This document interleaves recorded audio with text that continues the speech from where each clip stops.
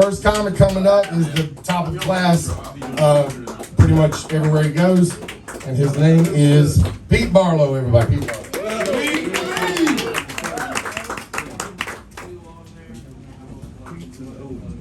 I'm starting to think Pete Bigelow sounds better. I'm stealing your last name.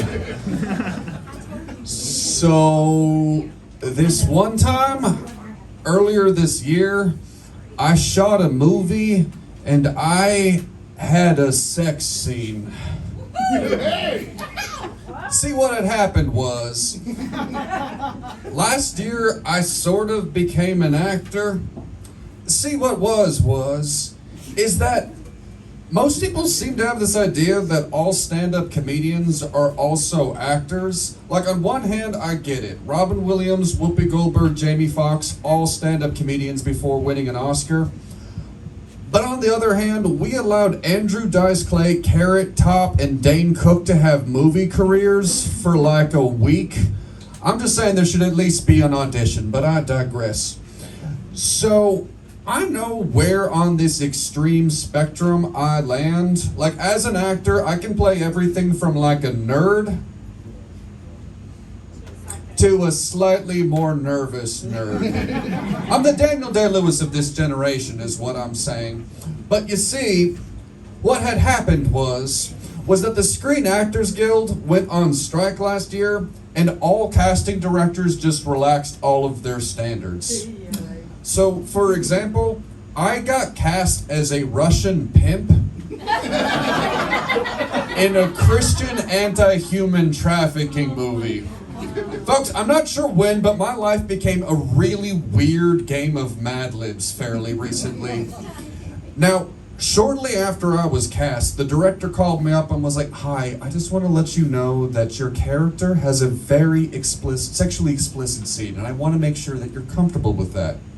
Now, folks, I've seen what I look like with my shirt off. It's like the Pillsbury Doughboy rolled around the floor of an Italian barbershop. So I assumed she was joking when she asked me this, so I said yes. So, what it was that she was not joking, and we filmed that shit last February. Now, let me paint a picture of the set for you all.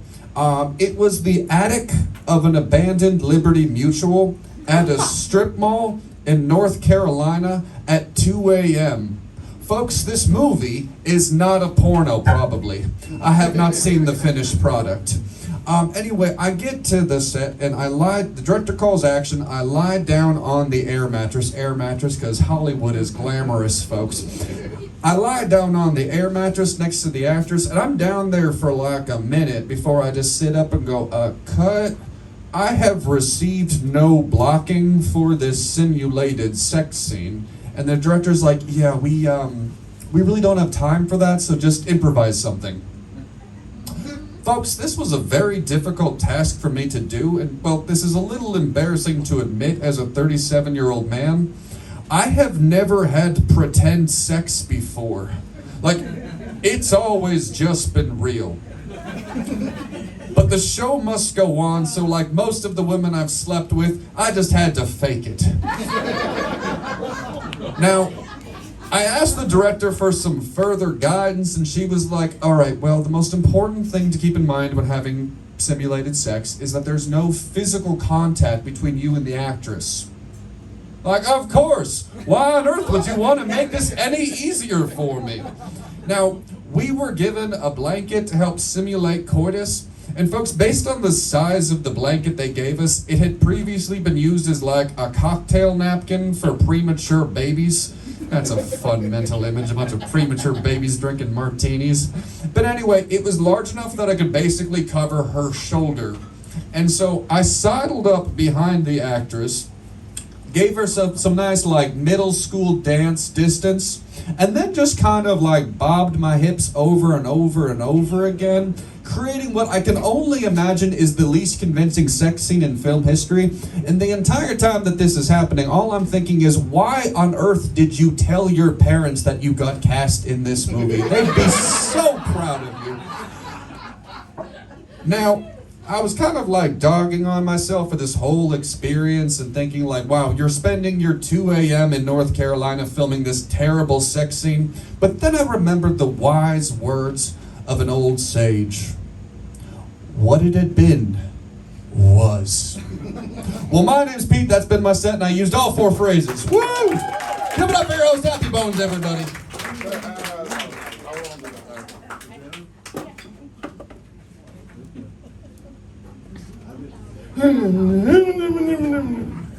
No, that was cool, man. That was cool. I got notes.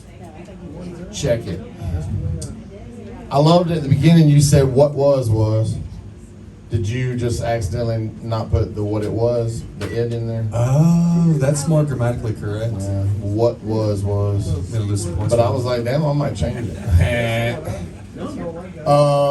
So you compare yourself to Daniel Day-Lewis for real? Not remotely. No. I have a range of A to A minus, folks. You don't need to hire me for anything. So, are you really hairy on your body, but not on top of your head? It's a cruel fate of biology, folks. My shoulders are never cold, and yet they're very hairy. Oh. What about your chest? Come on, baby. All you gotta do is wait for the movie to get released. I'm just saying. You don't see more than that. Yeah, that's funny because I dated a Palestinian girl for a long time, and she had pretty flowing hair, but like down there she had pretty flowing hair too. You could braid that shit. I was like going through the bush whenever literally, you know. You could call it the Gaza Strip. Damn. I set him up and he slammed you. So your bit turned into you getting into a film that you were suspicious that it was maybe adult related or adult, you know, kind of thing, and then you cut the film, which is the director's job, and so now you're a director officially. You can My put that film on school degree is finally being put to use, you guys. Do you like acting? Yeah, it's a living. I feel like we all act every day, really, because we're like you have your hub personality, and then you have all the spoke personalities. Like you don't talk to your boss the way you do to your best friend, et cetera, et cetera. Bullshit. Fucking reporter, Tony Robbins. Good job, man. Not kidding though. Tony Robbins is a smart dude. Okay, so fake sex and the babies. What the fuck's up with the blanket? I mean, I was trying to imagine it in my head, but I can't. It was the smallest blanket I've ever seen in the world intended for adults. I'm just like, this is not gonna do much. So it was like a loincloth, and you just tied it on or something. It was like baby's first blanket. Oh. It's like meant for a crib, and I'm like, to swaddle a newborn. This You will got a cover newborn down there? Good job, bro. Just kidding. All right, so no contact whenever you fake fuck the girl, and did you get a boner? Was she hot? Did you touch her boobs? There was no Did physical you contact. hit on her afterwards? Did you take her home? I go to the hotel? I went to a hotel. I stole a Did bottle y'all of get vodka drunk? from the set, and I got drunk in the hotel. It was a very adult Did thing she to show do. you one titty? Just I one saw titty? no boobs. Can I see one titty? Okay. That's from In Living Color. I'm doing by a the way. great job promoting this movie, apparently. Yeah, so that's good info. I didn't know about the blankets whenever people were fucking on the TV, but I do remember there's a movie with fucking Angelina Jolie and that dude that was Puss in Boots. Brad Pitt? No. Original Sin. Antonio Banderas, yes, an Original Sin.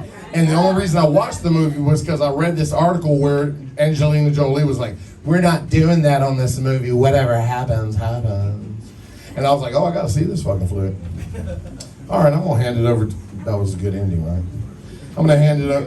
Do your parents know about this movie? Oh yeah. They're not gonna watch it though.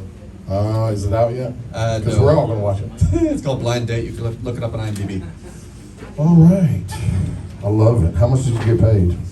Nothing so far. I got credits. I got paid in experience. Oh, exposure. Nice. I got credits, man. Been there. Well, I'm gonna hand it over to our judge, Mr. Onionhead. Look at me getting the mics twisted up. Here you go. All right. You ain't never went first, Onion. Let's see what goes on with this dynamic. I know, I was thinking that if Andy was here, he'd probably say, that was funny as hell, and I like the stuff about the other stuff, but it makes me uncomfortable to think about you with the other stuff. Okay, you're doing impressions now. I love it. I love it. I'm I'm gonna call Andy too. He's at the beach. I'm gonna tell him what you do. That was really well composed, really let us on. I think the only constructive criticism I would really give on that is you could really throw in those topics more and more and more throughout the whole thing, the way that you did with the cookie thing. I think you got a great bit there, and people can relate to it because hot guys, hot chicks don't watch porno. People like you, and that's audience relation. And you know, Oh shit! What? Jeez, good job, Onion. That was great. Onion's insane. You took that in right. You got it up here. Okay, good, because you got to. We love you, Onion. Thank you, sir. Mr. Joe Ball. If for nothing else, the uncomfortable look on your face describing the simulated sex scene, gold. I would have laughed at that if you'd have just done 18 seconds and then walked off stage. High marks, man. That's all I got. All right, we're gonna hand it over to our guest judge this week, Mr. Yuncle Boudreaux. All right, Pete, I found you mumbled too much. You seem confused. Oh, well, no, I'm sorry. That's from the debate Thursday night. My bad. My bad. I've seen you perform several times. That was really good. Your highest, I'm going to keep it brief because I thought I would be performing by now because we were supposed to start at 7. I drove an hour and a half and all that shit. Well, no, doors at So- 7, Boudreaux. Huh? Doors at 7, show at 8. Fuck. I could have took a goddamn nap. Who reads that Well, far down? you should have texted and be like, "Can I be there at 7:30?" I've been like, Oh, "Yes, my sir." God. Anyway, I'm still going to keep I'm gonna it try to brief. communicate better. I'm sorry. That's okay. I'm still going to keep it brief because I'm ready to do this thing. But your strong point was definitely staying on topic because when you're doing 5 minutes, you can afford for the whole thing to be about the one thing. And you did that. You did that very well. The only thing I gave you a fairly low score, and it's just because of the nature of the bit, was the crowd interaction because there really wasn't room for that in that. So I gave you some points for it. That was just your lowest because that bit just doesn't call for a lot of interaction. But we loved it. I loved it. I thought it was great, man. As good as I've seen you do, honestly. Hell yeah, Yuncle Boudreaux, appreciate you. Everybody, give it up for my man Pete. Pete Barlow, the superhero.